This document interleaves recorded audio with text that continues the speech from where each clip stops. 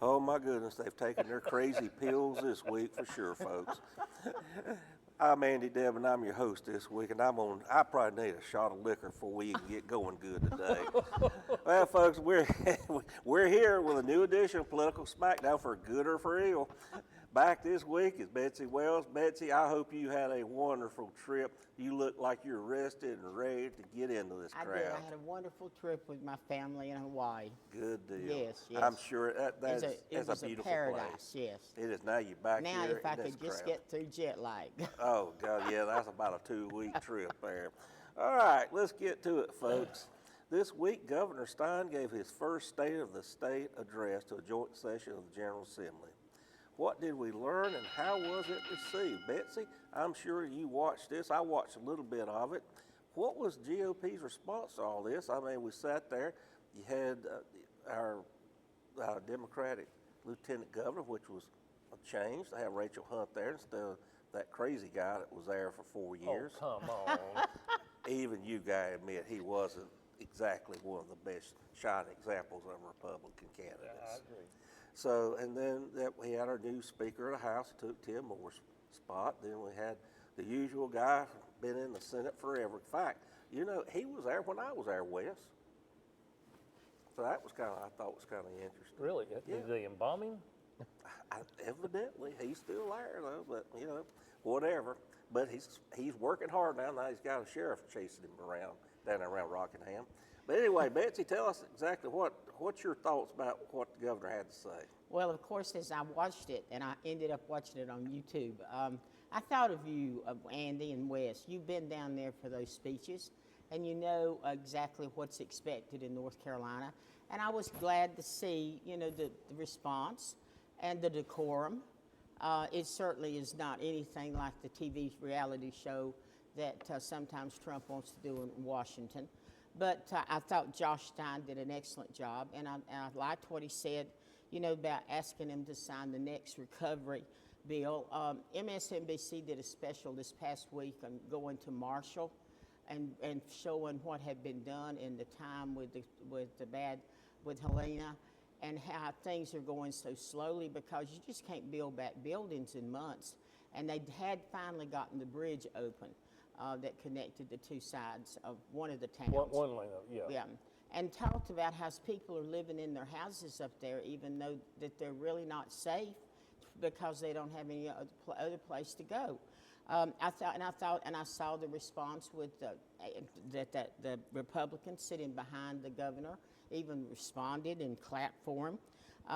And it's nice to know that he wants to cut taxes on middle-class families, but freeze other planned tax cuts. He wants to set up an impact center that assures the governor is running efficiently. We all want our government to run efficiently, but not come in with a chainsaw and chop it up like what's being done in Washington, and to work together in a bipartisan fashion.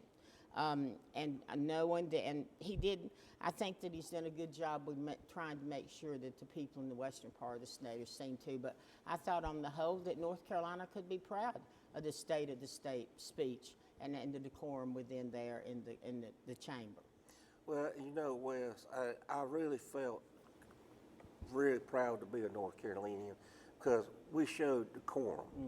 Mm-hmm. And let's face it, when you get down to it, that's the way it should be. I think everybody that was there of both parties could give lessons in decorum to their compatriots in Washington because there was respect shown by everybody. And I think it also showed one thing I'm proud about the governor. Outside Buncombe County, he didn't get a lot of votes in western North Carolina, but he has made that the hallmark of his administration so far. He doesn't care whether he gets a single vote. He knows those are North Carolinians that have been hurt beyond all belief, and he feels it is his responsibility as governor to lead the charge to give those people some relief in whatever way that he thinks that he can, along with the help of the General Assembly. And it looks like they have all decided they're going to make a concerted effort to join together to do that. And it makes me feel good to see government for a change actually work together no matter what the party is. Well, I'll correct you a little bit. He does care if he gets a single vote.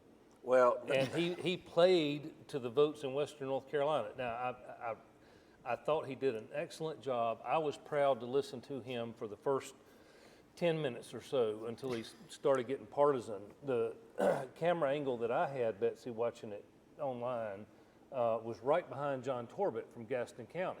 And yes, very much decorum, applause for the good things he said. But it was a positive speech, but there was definitely a bent to it 10 minutes into it.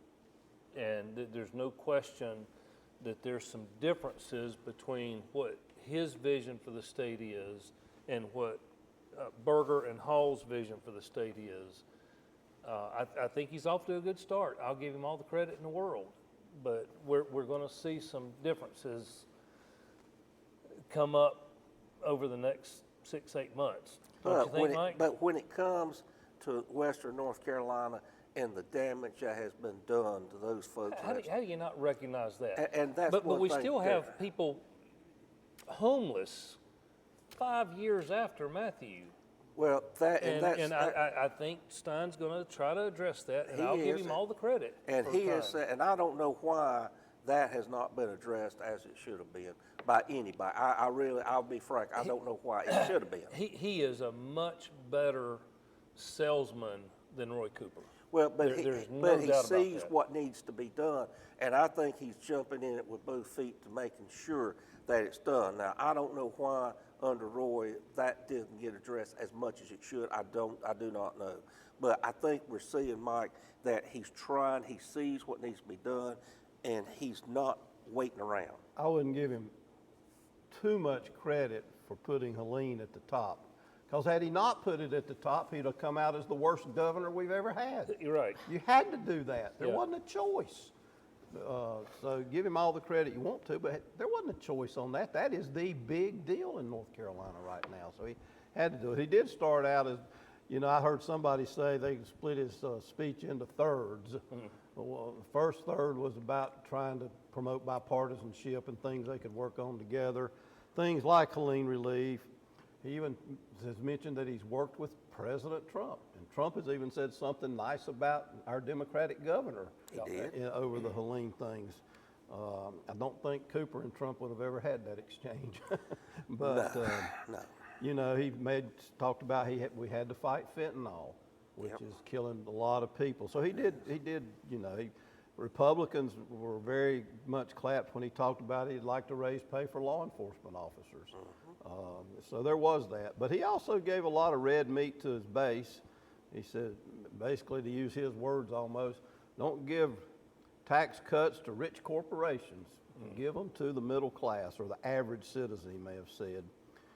He told them they needed to stop opportunity scholarships, one of the most popular programs that they've ever done. And a lot of Democrats support it and send their children to private schools that appreciate the opportunity scholarships.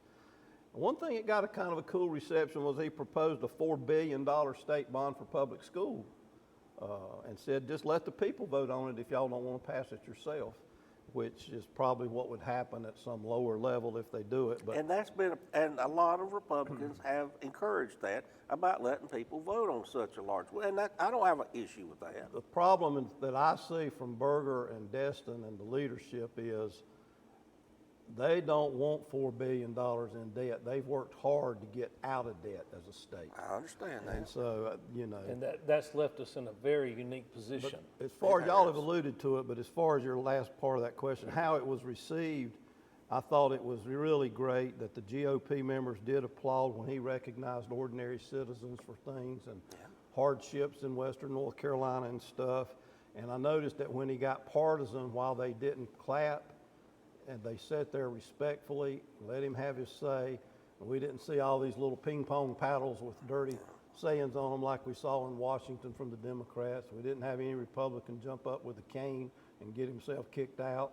So the decorum was good on both sides. And that And historically is I how really it's been.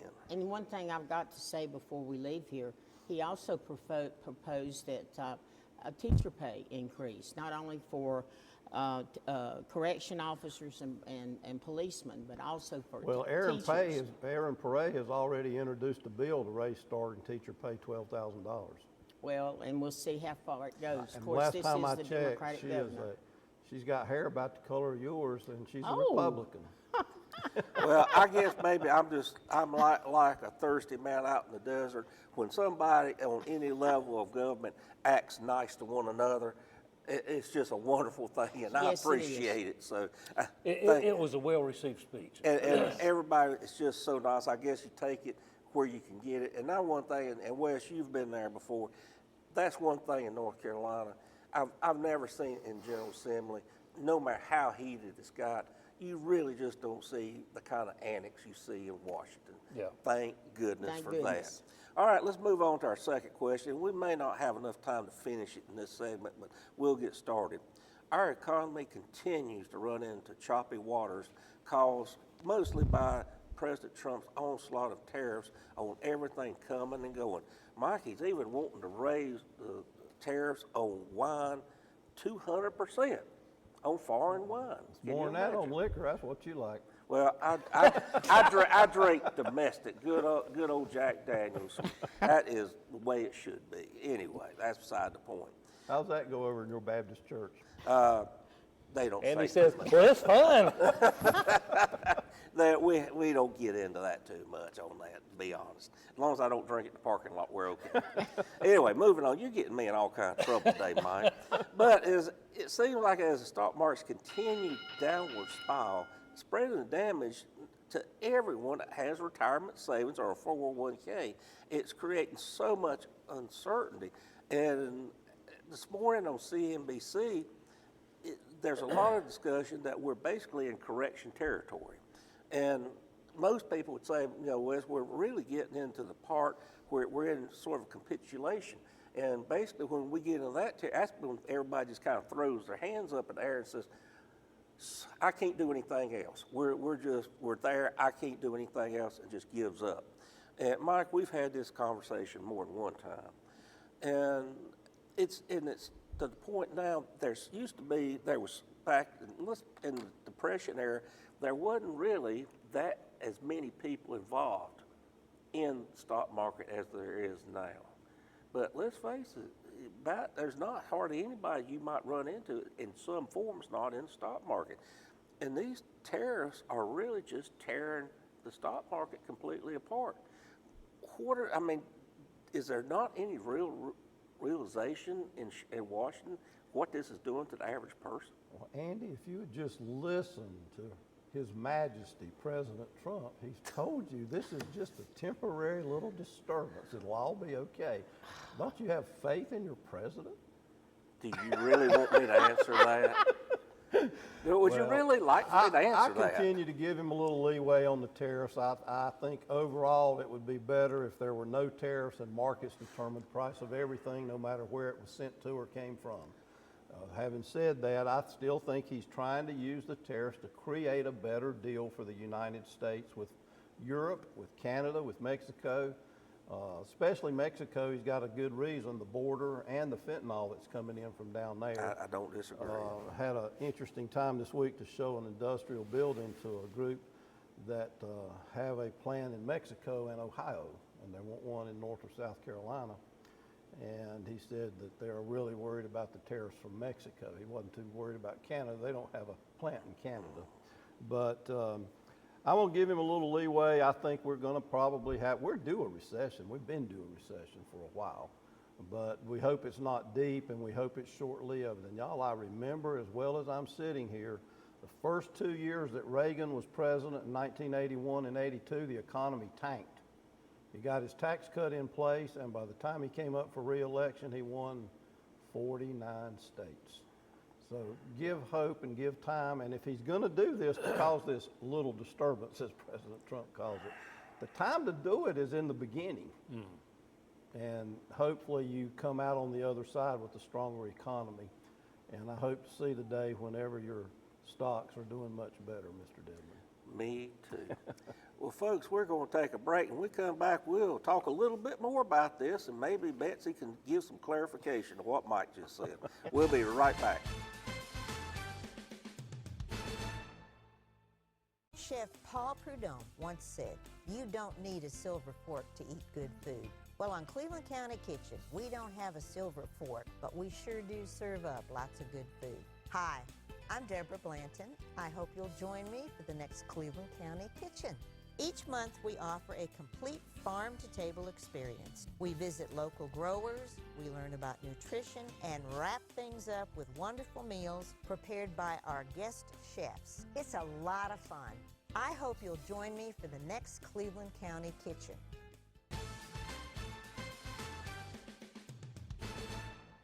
And welcome back. All right, Betsy, I know that you've got your retirement just like I do. You've got in state employees. I mean, we've all got our retirement in it. And I'm sure you probably watch it too, and it's probably hurt you too, like it has everybody else. Go ahead, tell me what your thoughts are about this minor inconvenience we're having. All I can say to start with is Mike. Talk about looking forward and jumping through hoops and it's going to be so much better down the road. Tell that to the people that are having to decide whether or not to buy eggs and groceries or buy shoes or gasoline for their cars. Well, that's nothing new. That was going on before No, Trump became you are president. so wrong. We had a great economy under President Biden, even though you Republicans tried your best to lie about it and to camouflage it. And we were the best economy in the world there. We were. But I actually was doing better. yes, it was doing better. But look at what, like you said, Andy, the stock market's way down. His approval rating. Oh, let's talk about that. And I know when you think about it, it's going to be temporary. It's going to be it's going to get worse. And now we're talking about militarily taking over the Panama Canal. And coming in this morning on NPR, I heard about how we're even having trouble with Iran, about things there about the nuclear energy or whatever. I didn't get all of it. But, people are hurting. And here are people that are very wealthy. You'd like to keep your wealth. You don't want it to go down, and you have to hang on to things in the stock market. But no, I think that it's hurting everybody, and I think we're going to see this. And I don't think it's something that Trump and Musk can pull us out of. After you have damaged the government by slashing how many thousands of workers that are now appealing to the states for help with unemployment and layoffs, and the courts move slowly, they are moving in our favor, thank goodness. But no, I think this is a terrible president, and it will get worse, although he'll want to try to do everything he can to have another third term. And Wes, I can just see you jumping around on your seat, and I know you want to talk. All right, Wes. We don't want you to jump out of your seat, so just go right ahead. I don't know where to start. Beginning is always a good place. Bill Clinton. You know what you're like? What? You're like the mosquito at the nudist colony. I know why I'm here, but I don't know where to start. Oh, All right, Mike, well. you've got the award today for the most pithy comment. I think I'm just going to quit now. I think you're way behind. There's nowhere for me to go from this point. Bill Clinton We haven't heard that name in a while. fired over 300,000 public employees from the federal government. He did. And in turn, Clinton, along with Newt Gingrich, balanced the federal budget. True. These are things that need to be done.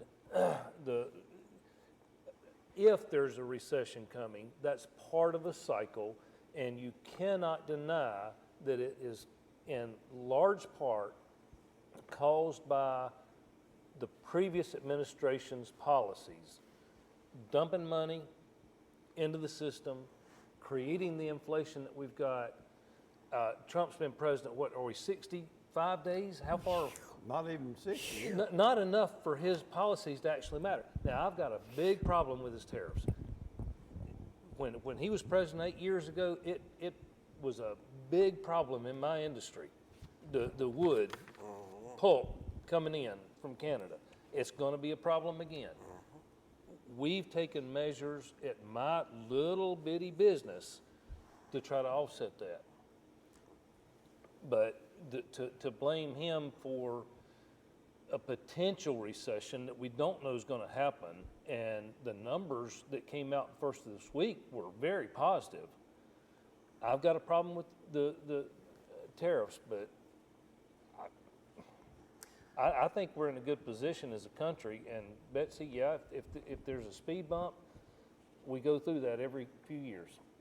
Wes, this ain't a speed bump. This is This is a massive black hole, and he's taking what generally economists would say overall is a solid economy that he's doing his very dead level best to blow up with all these I mean, and people don't have a problem with him trying to go through and to trim the fat from government. I don't think there's anybody has a problem with it. Well, But every he- Democrat apparently No, does. they No. don't. It's the way he's going about it. That's the one thing with Bill Clinton. The way he did it was a methodical, thoughtful way and went about it, and nobody said a thing about it because he did it in the correct way. The way these two guys are doing it, it's almost like they're wanting to throw Molotov cocktails at and just burn the whole thing down. Do it in a thoughtful, methodical manner that right. makes sense. And look at Look at the numbers, but I go back to Democrat economists have accurately forecast 10 of the last 3 recessions. So let's see what happens. Well, Let's give it a little bit of time. But the way this is going, I mean, it doesn't matter. All you have to do is be a student of the economy and the stock market and watch and see. All I have to do is to look at what's going on. We are definitely in correction territory. I don't think there's any way anybody, and this is all being done because of the uncertainty that we're getting from the White House. And look at all the protests that's come up rising out of angst from the middle class and the lower class all over America. And this is where it's Betsy, all. the protests are coming from pro-Palestinians Oh. that hate Israel. Well, that there's hasn't no really- protest about the economy. That's not all of it. No, it But is not. that's where this is coming. There was an interview with the CEO of Dollar General, and he said that he is seeing it now. They tend to get the people that really have to watch their dollars very close, and he said they're seeing it, and it is causing a lot of problems with their customers that are pinching their pennies even more than usual. There is a ton of uncertainty. But that's not because of any policies of the current administration. Yes, it They've not is. had time to take effect. It Now, has, 'cause they're in scared to business, death. yes, the tariffs are a frightening thing. The uncertainty is a problem. We're going to do it. We're not going to do it. We're going to do it twice as much. I've got a problem with some of those things, but no, you can't put the economy on a president 65 days in office. Yes, you can when they're doing it in the manner in which they're doing. And let's face it, this is a 24-hour, 7-day-a-week news cycle, and it spreads more and faster than anything. And it just is the way it's happening. It used to be back before the internet and all like that. It did take time. And You're right. PMSDNC enjoys I it. think it's about time to sing the first verse of Jesus Loves Me. What do y'all All right. All right, let's go quick because we do need to get to our lightning round first, but we got one other thing I want to bring up. It's hard to believe there is one Republican that is not scared to death of Donald Trump. Representative Thomas Massey. He was the one Republican who voted against the budget funding bill this week, even after heated phone calls from President Trump, who threatened him with everything from primarying him to making sure they'd be fully funded against him.